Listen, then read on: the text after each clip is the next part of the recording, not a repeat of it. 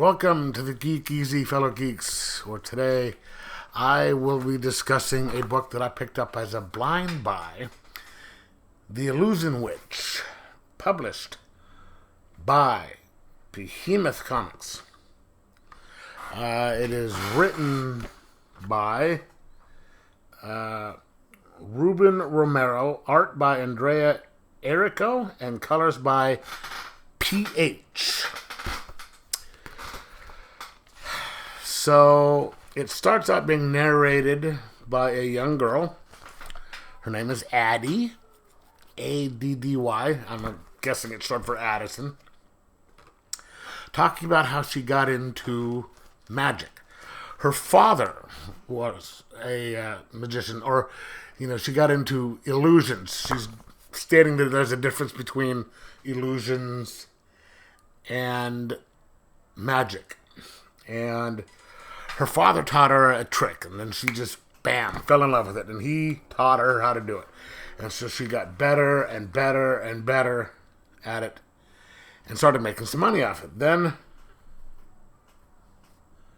her father was going to all these things, and then he died, which started sending things downhill for her. She didn't go to the funeral.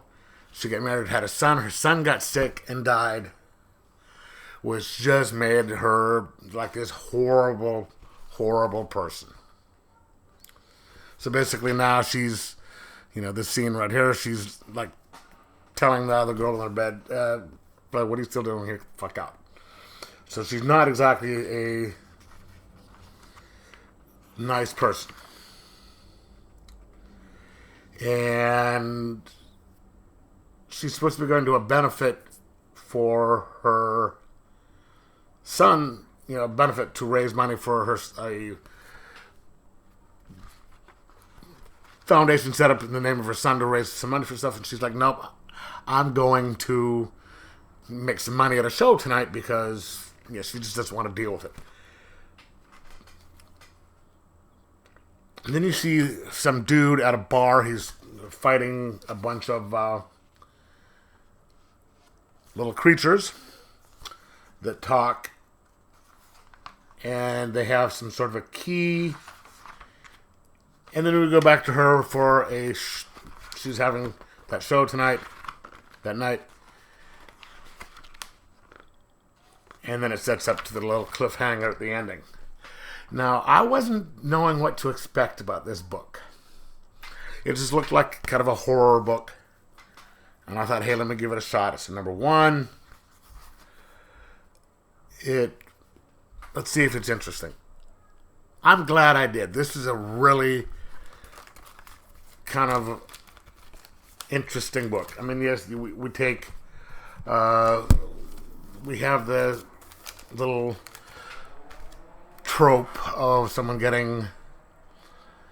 being bitter because of the deaths of people in their life, and then, something happens, and, eventually they're going to start opening up and getting to be a better person after they're finally convinced to help.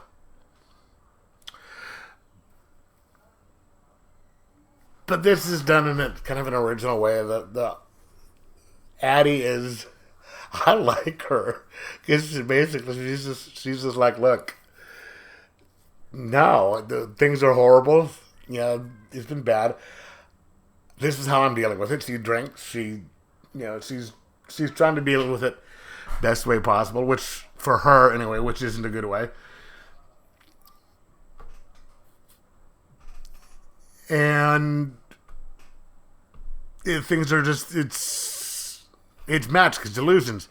So they're going to use this as an allegory for stuff, and little creatures coming back to sit there and say, looking for her, going, yeah, you're going to help, and things are going to get better. It's or at least that's what I'm thinking. So I enjoy this.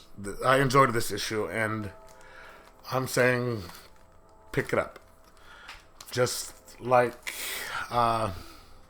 Bloodstained Teeth, I'm going to give this a 4.25 out of 5. Excuse me. And say get it, because the art is really well done. The story is compact. It moves along. It's not jumping back and forth to the point where it's hard to figure out what's going on. It moves along well at a good pace, and it's just fun. So I'm going to give this a 4.25 out of 5 and say, get it. Anyway, let me know in the comments below what you thought about it if you read it. Like, subscribe, and most of all, enjoy your comics.